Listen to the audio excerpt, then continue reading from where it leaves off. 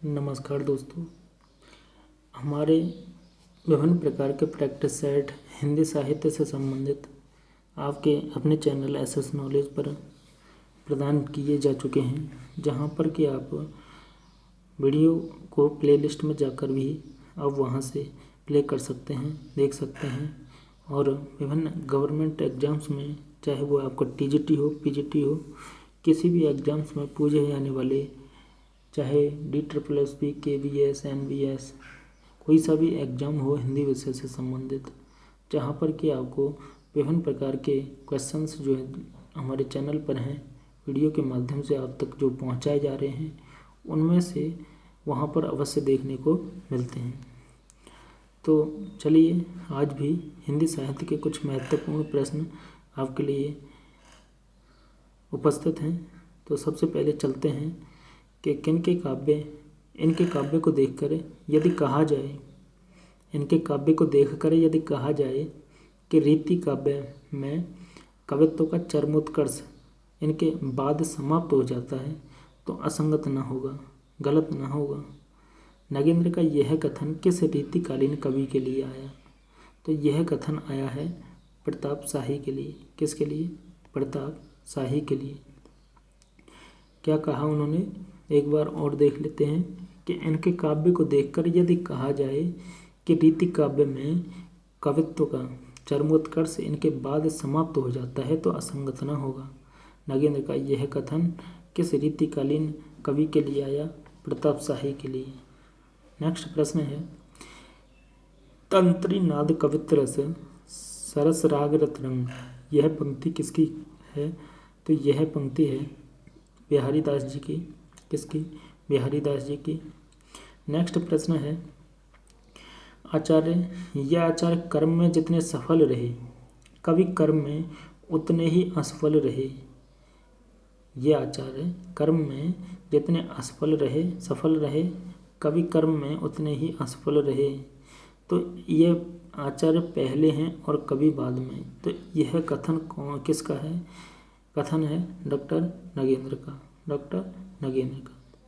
Next है, कठिन काव्य का प्रेत किसे कहा जाता है? जैसा कि आप सभी जानते हैं, कठिन काव्य का प्रेत किसको कहा जाता है? केशवदास जी को। नेक्स्ट है, बेनी प्रवीण ब्रज भाषा के मतिराम जैसे कवियों के समकक्ष हैं और कहीं कहीं तो भाषा और भाव के माधुर्य में पद्माकर तक से टक्कर लेते हैं। तो यह कथन किस आलोचक का है? यह कथन है आचार्य रामचंद्र शुक्ल जी का। तो बेनी प्रवीण ब्रज भाषा के मतिराम जैसे कवियों के समकक्ष हैं और कहीं कहीं तो भाषा और भाव के माधुर्य में पद्माकर तक से टक्कर लेते हैं। तो आचार्य शुक्ल जी का यह कथन है, किसके बारे में है? बेनी प्रवीण। नेक्स्ट है, हिंदी में लक्षण ग्रंथों की परिपाटी पर रचना करने वाले जो सैकड़ों कवि हुए, वे आचार्य कोटि में नहीं आते, वे कवि ही हैं। यह कथन किसका है?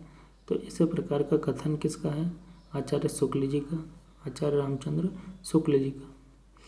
नेक्स्ट है, द्विजदेव रीतिकाल के अंतिम श्रृंगारी गलत लिखा हुआ है। तो रीतिकाल के जो द्विजदेव हैं, कौन? द्विजदेव रीतिकाल के अंतिम श्रृंगारी कवि थे। यह कथन किसका है? तो यह कथन है किसका? आचार्य रामचंद्र शुक्ल जी का। नेक्स्ट है, रीति मुक्त स्वच्छंदतावादी कवि इनमें से कौन है? तो रीति मुक्त स्वच्छंदतावादी कवि जो कि कहलाते हैं घनानंद। कौन कहलाते हैं? घनानंद। नेक्स्ट है, प्रेम की तन्मयता की दृष्टि से आलम से आलम की गणना रसखान और घनानंद की कोटि में होनी चाहिए। तो यह कथन किस आलोचक का है? यह कथन है आचार्य रामचंद्र शुक्ल जी का। प्रेम की तन्मयता की दृष्टि से आलम से आलम की गणना रसखान और घनानंद की कोटि में ही होनी चाहिए। यह कथन किस आलोचक का है? आचार्य रामचंद्र शुक्ल जी का। नेक्स्ट है, लक्षण ग्रंथ का अभिप्राय इनमें से क्या है? जैसा कि आप देख रहे होंगे, काव्यांग निरूपक ग्रंथ लक्षण ग्रंथ का अभिप्राय है। काव्यांग निरूपक ग्रंथ। नेक्स्ट प्रश्न है, शुक्ल ने रीतिकाल का अंतिम प्रबंध कवि किसे माना? तो शुक्ल ने रीतिकाल का अंतिम प्रबंध कवि माना पद्माकर जी को। किसको? पद्माकर जी को। जदप सुजाति सुलक्षणी सुवर्ण सरस सुव्रत और भूषण बिनुन विराजई कविता वनिता मित्र। तो यह दोहा किस कवि का है? केशव दास जी का है कि जदप सुजाति सुलक्षणी।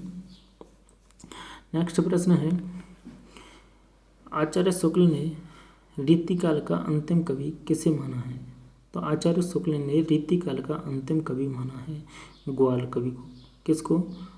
ग्वाल कवि को। नेक्स्ट प्रश्न है, भानुदत्त की रसमंजरी के आधार पर रीति आचार्य ने किस प्रकार के ग्रंथों की रचना की है? तो भानुदत्त की रसमंजरी के आधार पर, जो भानुदत्त ने रसमंजरी लिखी उसके आधार पर रीति आचार्यों ने किस प्रकार के ग्रंथों की रचना की? नायिका भेद ग्रंथ। इम्पोर्टेंट क्वेश्चन है, पूछा जाता है आपको कि रीति आचार्यों ने किस प्रकार के ग्रंथों की रचना की है। तो इस खास करके इस प्रकार से जो प्रश्न बनते हैं वो एग्जाम्स में अवश्य देखने को बनते हैं। नायिका भेद ग्रंथ आंसर हो जाएगा। नेक्स्ट है, भाषा भूषण चंद्रलोक की छाया मात्र है, एक ही श्लोक में लक्षण और उदाहरण दोनों मिलते हैं। तो यह कथन किसका है? यह कथन भी आचार्य शुक्ल जी का है।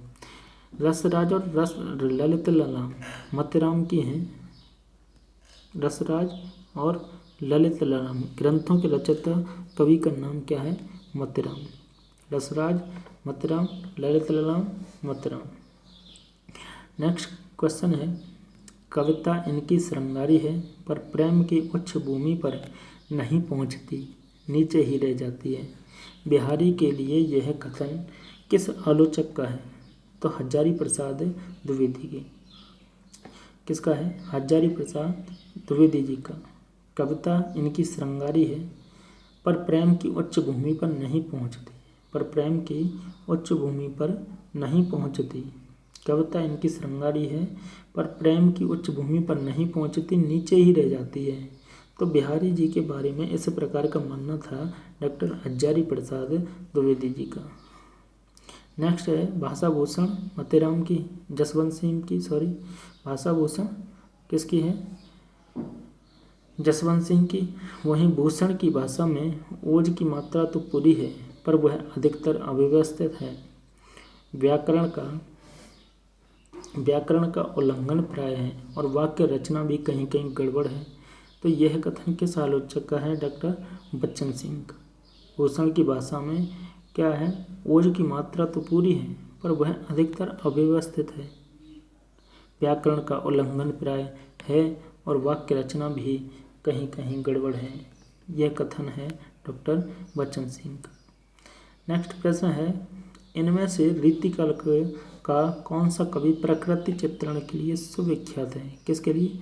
प्रकृति चित्रण के लिए सेनापति की रचनाओं को जाना जाता है। सेनापति को जाना जाता है। बहुत बार एग्जाम्स में यह क्वेश्चन पूछा गया है।